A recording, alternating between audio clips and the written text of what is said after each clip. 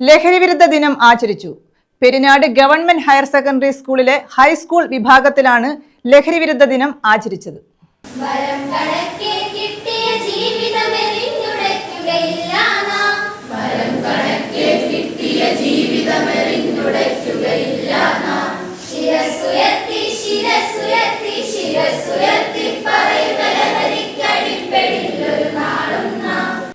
രാജ്യാന്തര ലഹരി വിരുദ്ധ ദിനാചരണത്തിന്റെ ഭാഗമായാണ് പെരിനാട് ഗവൺമെന്റ് ഹയർ സെക്കൻഡറി സ്കൂളിൽ ഹൈസ്കൂൾ വിഭാഗത്തിൽ ലഹരി വിരുദ്ധ ദിനം ആചരിച്ചത്.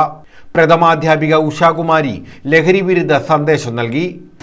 നമ്മളെല്ലാ വർഷവും ഇതേ ദിവസം നമ്മൾ ആചരിക്കാറുണ്ട്. പക്ഷെ നമ്മൾ കണ്ടുവരുന്ന അവസ്ഥ എന്താണ്?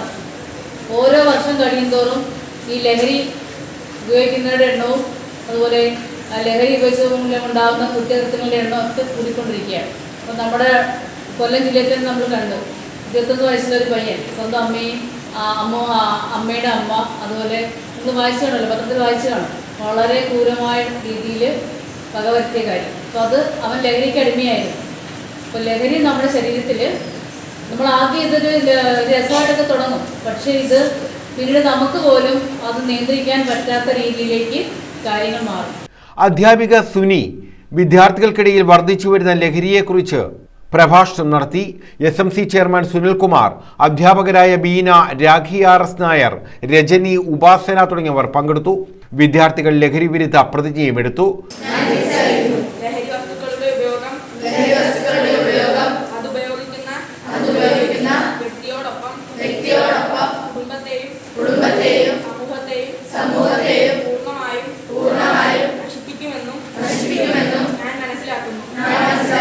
തുടർന്ന് സുംബ ഡാൻസും നടത്തി.